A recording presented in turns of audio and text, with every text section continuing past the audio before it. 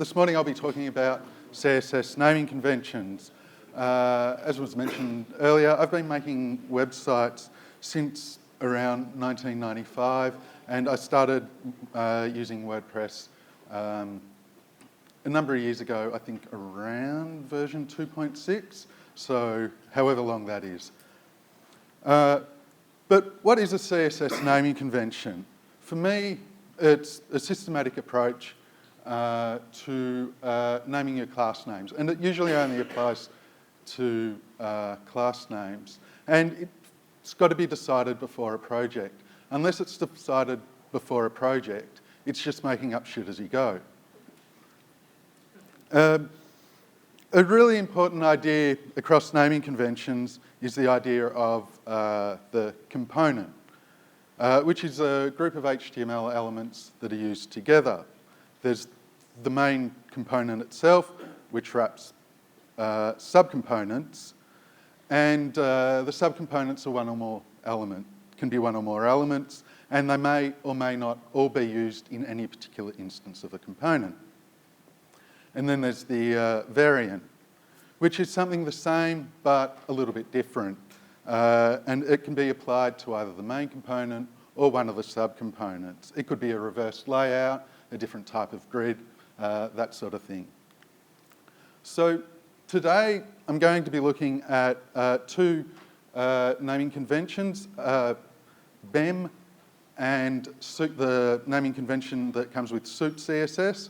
I'm also then going to be discussing the advantages of using a naming convention and how to use a naming convention, or how we can use a naming convention with WordPress. On to BEM. BEM was developed by Russian search engine Yandex and is used by a lot of people. Of the naming conventions, BEM is kind of the cool kid in school. BEM stands for Block Element Modifier, and it's quite a strict naming convention. And in the language that I'm using today, the block is the component, the element the subcomponent, and the modifier the variant. And BEM makes use of meaningful hyphens and meaningful underscores. So looking at how a component is named, or a block to use the BEM naming convention, the component name itself is always hyphen separated and in lowercase, so component hyphen name. When you're naming a subcomponent, you always precede the subcomponent with the component name and a double underscore.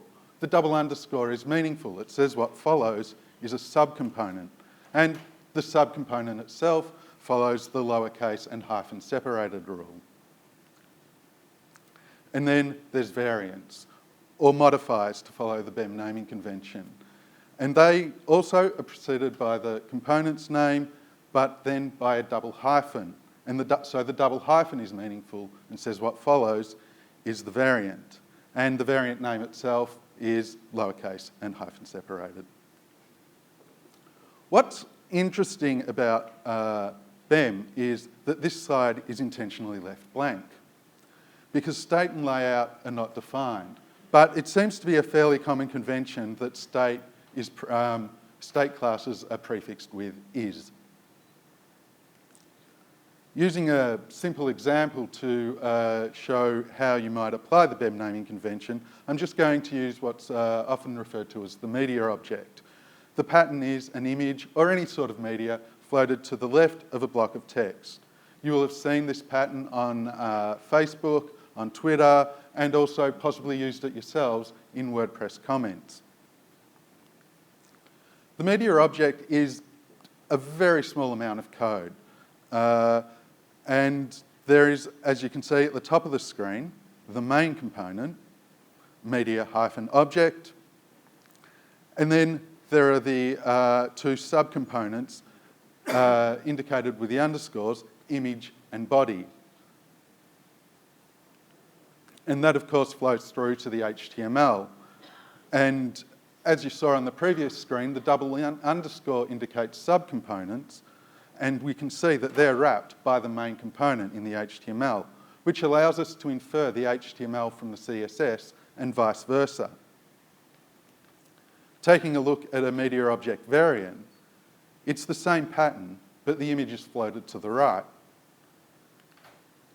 So looking at how that would apply, you could apply it to either the component or to the subcomponent. I like to apply it to the subcomponent. And for the of the image when I'm using the classic media object. So what we have there is the component name, a double underscore followed by the subcomponent to indicate the image, and then a double hyphen to indicate the variant. So the class names get long, but they provide meaning and help you work out what's going on.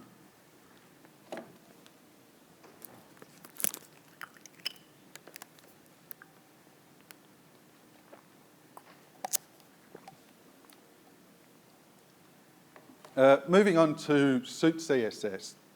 That was developed by French developer Nicolas Gallagher. And it's a naming convention he uses as part of a framework that he's developed and uses at Twitter. Suit CSS is, again, quite a strict naming convention and makes use of meaningful hyphens and is very detailed. Components make use of Pascal case.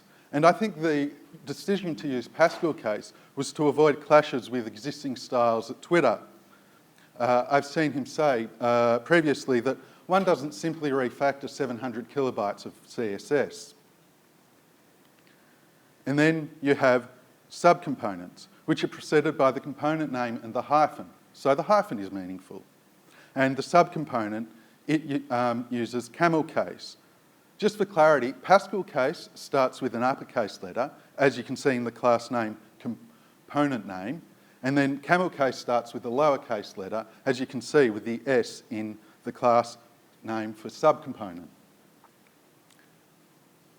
Moving on to variants, they're preceded by the component name and a double hyphen. The double hyphen is meaningful, and the variation name itself uses camel case. As I'll discuss later, I'm not overly keen on the subtle distinction between a single hyphen and a double hyphen to provide meaning, but that is how it's defined, so that is what I'm going through at the moment. Also defined are the idea of utilities, and utilities are prefixed with U hyphen. And the utility name itself uses camel case and is quite verbose. So you'd say display block rather than DB, except for where you wouldn't, which is industry-wide common abbreviations. So I'm pretty sure everyone in this room knows that CF means clearfix, so we may as well just use clearfix. State, again, is prefixed with is, so is some state.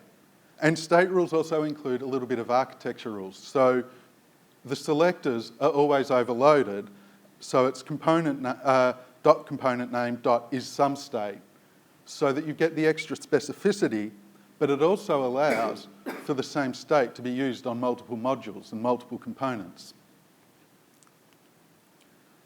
If you wish in Suit CSS, you can also prefix your class names. Again, this is if you need to avoid naming clashes. So in the example, I've got it prefixed with my Twitter handle.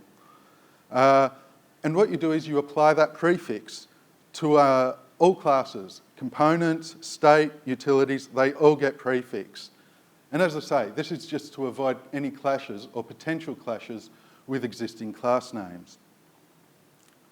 Taking a look at how you would apply the Suit CSS naming convention to the classic media object, as you can see, components Pascal case and all one word, and then subcomponents are indicated by hyphens. Again, you can infer your HTML from the CSS and vice versa. And then there's the variant, and they're indicated with the double hyphen. The different indicators, in that bottom example, you've got the hyphen to indicate what follows is the subcomponent, and the double hyphen to indicate that what follows is a variant.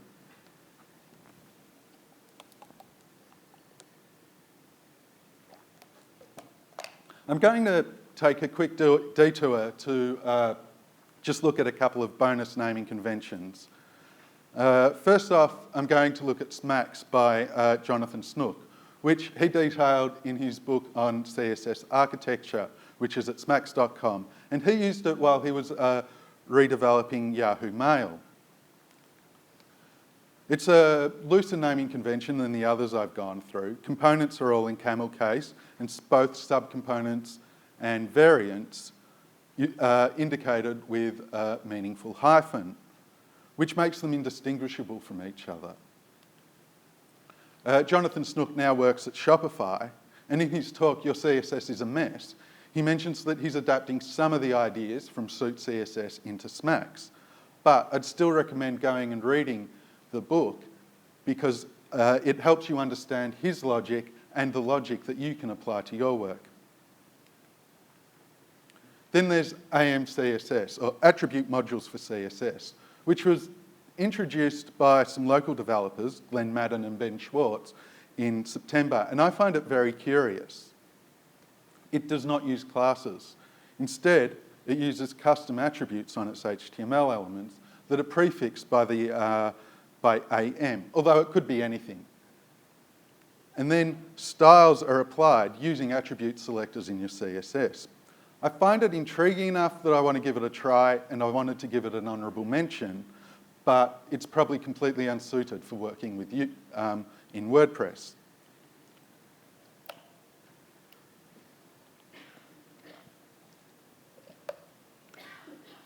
Using a naming convention, I think, will provide benefits to both a designer and a developer.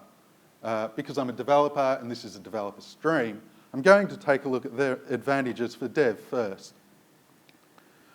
A good naming convention will help you plan your project, and a lot of the decisions get made for you. BEM and Suit will both imply HTML from CSS and vice versa, so one code base will help you infer the other. And a naming convention helps avoid class overlap. In the top example, permalink, it really could mean anything. But in the bottom examples, by including the component's name, article or comment, the target is clear. An ad hoc naming convention also means that you may end up undoing rules that you've done that have been said earlier, which is just messy CSS. Using a naming convention and the idea of components will help you dump rules and just write the code you need.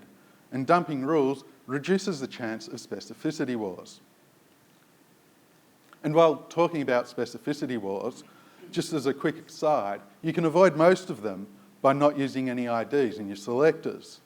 I'm not saying you shouldn't use them, but every time you do, a kitten gets it.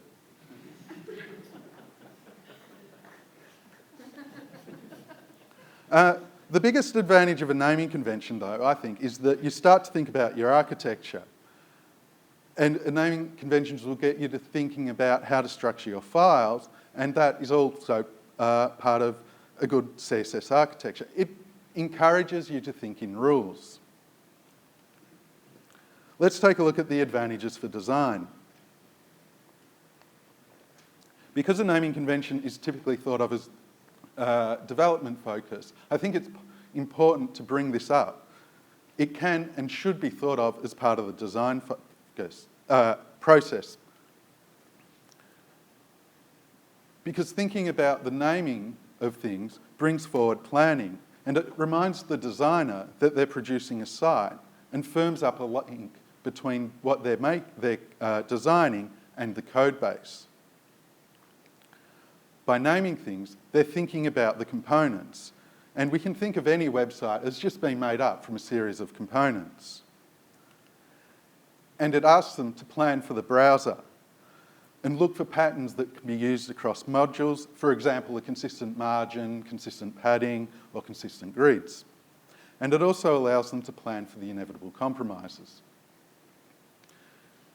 As I've said, naming conventions lead to a sort of a CSS architecture, and it's important to include design in that architecture. Sending a PSD to a dev and just hoping doesn't work anymore, not for the sites we're producing these days, and not for either party. Also, by thinking about how to name things and how to apply rules during the design process, it will help the designer think about where the developer will complain and head that off beforehand, so a designer will maintain control of their design.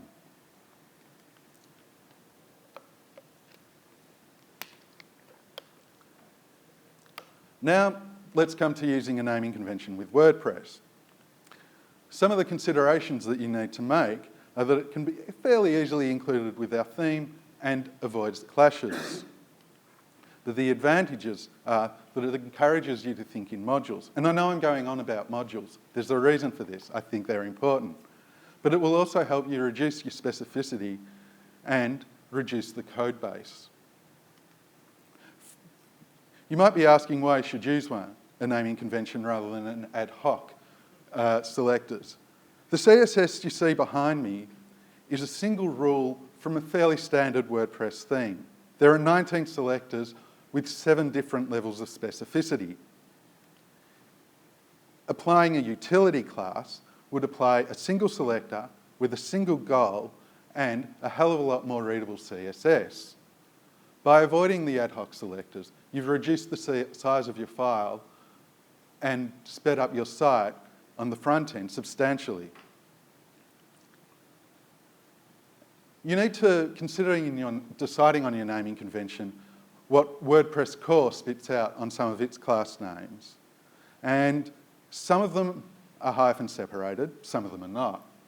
And there is one single lowly camel case class name in the RSS widget.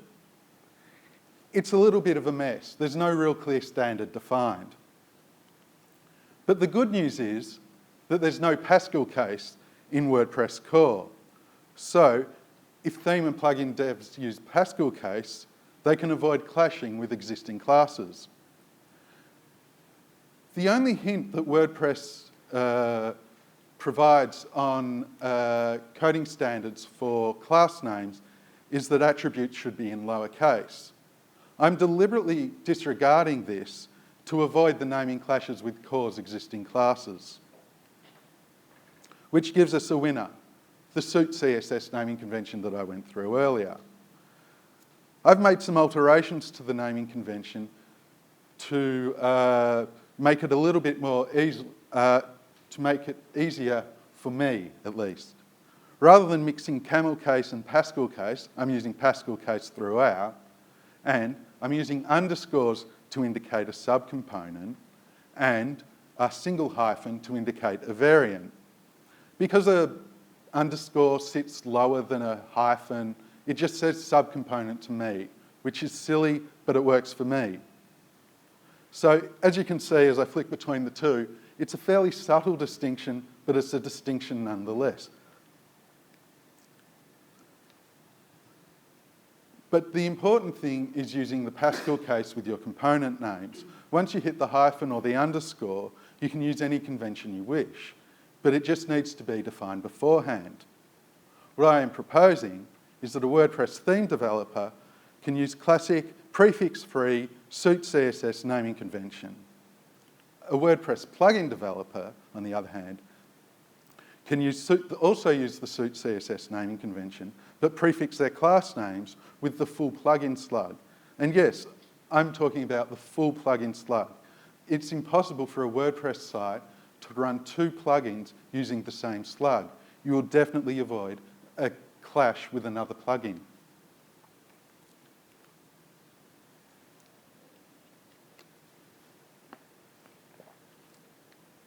Because WordPress core spits out a lot of classes, you'll need to filter them in order to keep them with your naming convention. What you see here is a sort of abbreviated start to pretty standard header.php. And the body class function is what applies the document-wide classes to the body tag, which I think is wrong to begin with. The document-wide classes belong on the HTML element. So this is the standard start to my header.php. But that's an aside. And WordPress outputs some standard classes throughout the web page, none of which actually will match the theme author's naming convention. Looking at a single post, looking at a single post that's got one category and 4 tags, these are some of the classes that WordPress will output. I'm showing classes from the body class, the post class, the navigation. There's lots of classes, but using filters will allow you to match these to your naming convention. The WordPress Codex defines a filter as modifying data, which is kind of what programming does. So while it's accurate, perhaps a demonstration will be a little bit more helpful. When you're filtering something, first of all, you create the filter function, and then, as I've got at the bottom of the screen, you just apply the filter. Unmodified data is passed to the function, then we make our changes and return the modified data. The last step is really important. If you don't return any data, you're effectively just deleting the content. Perhaps Googling is the best way to find out more about this. If you Google WordPress plugin API, the first result will be the WordPress Codex, which will take you through using filters in some detail. So now let's use a WordPress filters to alter class name, post class, to observe our naming convention. First, we add an article class, and then we might add a variant.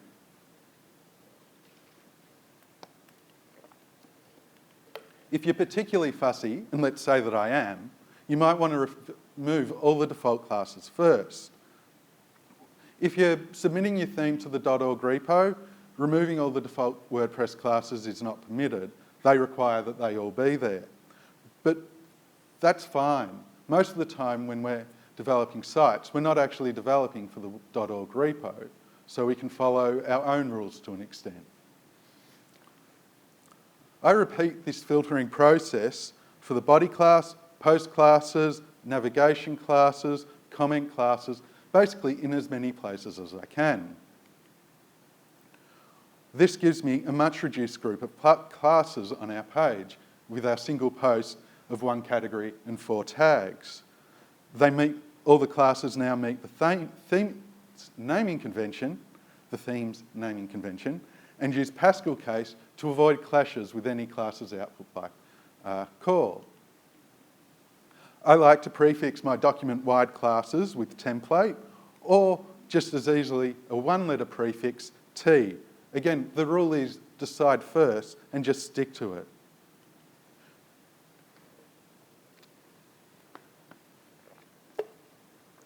I'm going to now just take a quick look at something real.